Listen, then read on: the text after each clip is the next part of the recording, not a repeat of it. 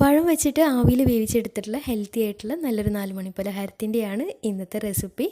ഉണ്ടാക്കിയെടുക്കാൻ സിമ്പിളാണ്, നല്ല എളുപ്പമാണ്, അതുപോലെ തന്നെ ടേസ്റ്റുമാണ് അത് കഴിക്കാനായിട്ട്.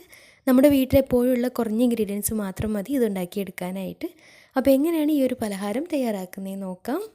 അപ്പോൾ ഈ ഒരു പലഹാരം തയ്യാറാക്കിയെടുക്കാനായിട്ട് ആദ്യം തന്നെ 4 ചെറിയ നേന്ത്രപ്പഴം എടുത്തിട്ടുണ്ട്.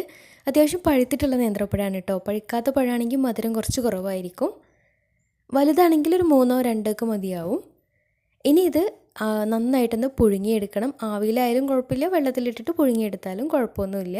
അപ്പോൾ നന്നായിട്ടൊന്ന് പുഴുങ്ങിയെടുക്കാം. പുഴുങ്ങിയിട്ടാണ് ഈ ഒരു സ്നാക്ക് ഉണ്ടാക്കിയെടുക്കുന്നത്.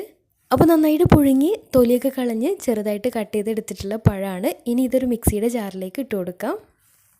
ഇനി ഇതിലേക്കൊരു 4-5 ടേബിൾ സ്പൂൺ വെള്ളം ഒഴിച്ചിട്ട് നന്നായിട്ട് നല്ല പേസ്റ്റ് രൂപത്തിൽ നന്നായിട്ട് അരച്ചെടുക്കാം.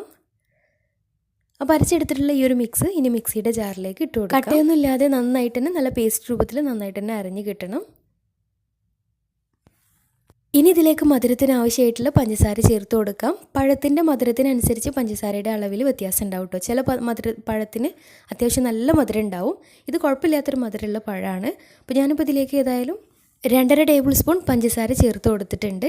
കൂടെ തന്നെ നല്ലൊരു ഫ്ലേവറിന് വേണ്ടിയിട്ട് 1/4 ടീസ്പൂൺ ഏലക്കാപ്പൊടി കൂടെ ചേർത്ത് കൊടുത്തിട്ടുണ്ട്. ഇനി ഇതിലേക്ക് മധുരം ഒന്ന് ബാലൻസ് ചെയ്തെടുക്കാൻ വേണ്ടിയിട്ട് ഒരു പിഞ്ച് ഉപ്പും കൂടെ ചേർത്ത് നന്നായിട്ട് മിക്സാക്കി എടുക്കാം. പഞ്ചസാരയും ഏലക്കാപ്പൊടിയും ഉപ്പും എല്ലാം കൂടെ നന്നായിട്ടൊന്ന് മിക്സായിട്ട് കിട്ടണം. പഞ്ചസാര നന്നായിട്ടൊന്ന് മിക്സായിട്ട് കിട്ടാൻ വേണം. പഞ്ചസാരയൊക്കെ നന്നായിട്ട് മിക്സായിട്ട് കിട്ടിയാൽ ഇനി ഇതിലേക്ക് 1/2 കപ്പ് അളവിൽ അരിപ്പൊടി ചേർത്ത് കൊടുക്കാം. അപ്പോൾ അരിപ്പൊടി ചേർത്ത് കൊടുക്കുമ്പോൾ കുറേശ്ശെയായിട്ട് ചേർത്തിട്ട് മിക്സാക്കിയിട്ട് കുറച്ചൊരു ടൈറ്റായിട്ടുള്ളൊരു ബാറ്ററാക്കി കിട്ടണം. അപ്പോൾ ആ ഒരു രീതിയിൽ വരുന്നവരെ പാകത്തിന് ചേർത്ത് കൊടുക്കാം. കൂടെ തന്നെ ഇടയ്ക്ക് കടിക്കാൻ വേണ്ടിയിട്ട് ഒരു 1/4 കപ്പ് തേങ്ങ ചിരകിയതും കൂടെ ഇതിലേക്ക് ചേർത്ത് കൊടുത്തിട്ടുണ്ട്. ഇനി ഇവയെല്ലാം കൂടെ നന്നായിട്ട് മിക്സ് ആക്കിയിട്ട് എടുക്കാം. അപ്പോൾ കുറച്ചൊരു ടൈറ്റായിട്ട് കിട്ടണം കേട്ടോ. അപ്പോൾ അത്രയും അരിപ്പൊടി ചേർത്തിട്ട് മിക്സാക്കി എടുക്കാം.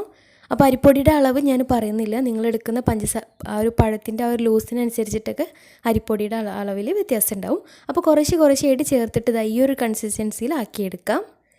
ഇനി നമുക്കിത് ചെറിയ ബോൾസ് ആക്കി എടുക്കണം. അപ്പോൾ പഴമൊക്കെ ചേർത്തത് കാരണം ചെറിയൊരു ഒട്ടലുണ്ടാവും. അപ്പോൾ കയ്യിൽ കുറച്ച് എണ്ണ ആക്കിയിട്ട് വെളിച്ചെണ്ണയോ അല്ലെങ്കിൽ ഓയിലോ ആക്കിയിട്ട് ഇതുപോലെ ചെറിയ ബോൾസ് ആക്കിയിട്ട് എടുക്കാം.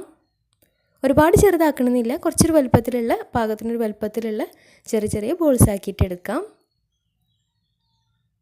അപ്പോൾ എല്ലാതും ഇതേ രീതിയിൽ ചെയ്തെടുക്കാം. എല്ലാതും ഇതേ രീതിയിൽ ബോൾസാക്കി എടുത്തു കഴിഞ്ഞാൽ ഇനി ഇത് വേവിച്ചെടുക്കണം. ഞാനിപ്പോൾ ആവിയിലാണ് വേവിച്ചെടുക്കുന്നത്.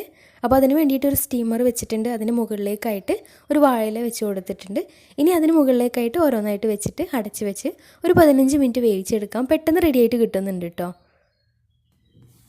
അപ്പോൾ ഏകദേശം ഒരു 15 മിനിറ്റ് ആയപ്പോൾ തന്നെ കറക്റ്റായിട്ട് വെന്ത് കിട്ടിയിട്ടുണ്ട്. ആ ഒരു വെന്തിട്ടുള്ള ആ ഓപ്പൺ ആക്കുന്ന ഒരു ഭാഗം വീഡിയോ മിസ്സായി പോയതാണ്. ഉൾഭാഗമൊക്കെ നല്ല സെറ്റായിട്ട് കറക്റ്റായിട്ട് തന്നെ വെന്ത് കിട്ടിയിട്ടുണ്ട്. അപ്പോൾ വെന്തിട്ടുണ്ടെന്നുണ്ടെങ്കിൽ ഫ്ലെയിം ഓഫ് ചെയ്തിട്ട് സെർവ് ചെയ്യാം.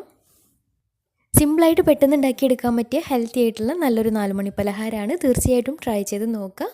അപ്പോൾ ട്രൈ ചെയ്തിട്ട് നിങ്ങളുടെ ഫീഡ്ബാക്ക്സ് താഴെ കമൻറ്റ് ബോക്സിൽ അറിയിക്കാൻ മറക്കരുത്. പിന്നെ അതുപോലെ തന്നെ ഒന്നും കൂടെ ടേസ്റ്റി ആവാൻ വേണ്ടിയിട്ട് ഇടയ്ക്കൊക്കെ ഒന്ന് കടിക്കാൻ വേണ്ടിയിട്ട് കുറച്ച് നട്ട്സൊക്കെ കയ്യിലുണ്ടെങ്കിൽ നട്ട്സും ചേർത്ത് കൊടുക്കാം കേട്ടോ. അപ്പോൾ ട്രൈ ചെയ്തിട്ട് നിങ്ങളുടെ ഫീഡ്ബാക്ക്സ് അറിയിക്കുക. അതുപോലെ തന്നെ ചാനൽ സബ്സ്ക്രൈബ് ചെയ്യാനും മറക്കരുത്. അപ്പോൾ നല്ല അടിപൊളി വീഡിയോയുമായി വീണ്ടും വരാം. അതുവരെ take care, bye, thank U.